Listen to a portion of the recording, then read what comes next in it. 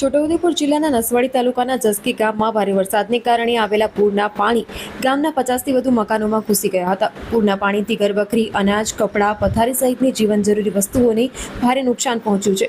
અનેક પરિવારો આજે પણ મુશ્કેલીભર્યું જીવન જીવવા મજબૂર બન્યા છે। ગામના લોકોનો આક્ષેપ છે કે ઘટના બાદ 3 દિવસ વીતી ગયા તેમ છતાં તંત્ર તરફથી કોઈ અસરકારક સહાય આપવામાં આવી નથી।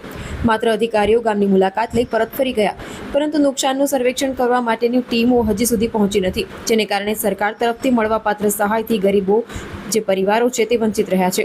સ્થાનિક લોકોનું કહેવું છે કે જસકી ગામના મોટાભાગના પરિવારો રોજ મજૂરી કરી પોતાનું ગુજરાન ચલાવે છે। પૂરના કારણે ઘરમાં રહેલી તમામ ઘરવખરી તણાઈ જતા તેઓ પાસે ખાવા પીવાની અને રોજિંદી જરૂરિયાતની વસ્તુઓ પણ બચી નથી। આવી વિકટ પરિસ્થિતિમાં તંત્ર તરફથી તાત્કાલિક રાહત મળવી જોઈએ, પરંતુ હજી સુધી કોઈ મદદ ન મળતા લોકોમાં ભારે રોષ જોવા મળી રહ્યો છે।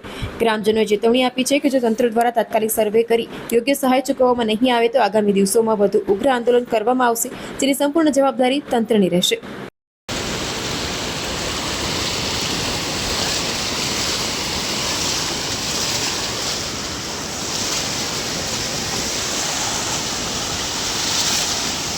આ નસવાડી તાલુકાનું આ જસકી ગામ છે।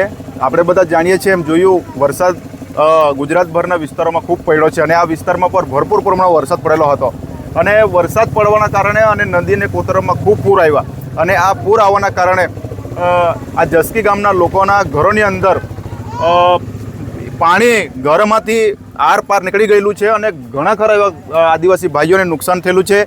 ત્યારે આ નુકસાન થયેલું છે અને કલેક્ટર મેડમને જિલ્લાના બંધારણીય વડા છે જિલ્લા કલેક્ટર શ્રીને જાણ કરી ત્યાં લોકો અને કલેક્ટર શ્રી અહીંયા આવીને મુલાકાત કરીને પણ ગયેલા છે અને આશ્વાસન આપીને ગયેલા છે કે જે પણ ધારાધોરણ મુજબ જે સહાય આપવાની થશે એ આપવાની એવું કીધું છે, પણ અત્યાર સુધી કોઈ જાતની કોઈ સહાય આપવામાં આવેલી નથી અને ધારાધોરણ મુજબ 3 થી 4 દિવસની અંદર આ સહાય આપવાનું હોય છે।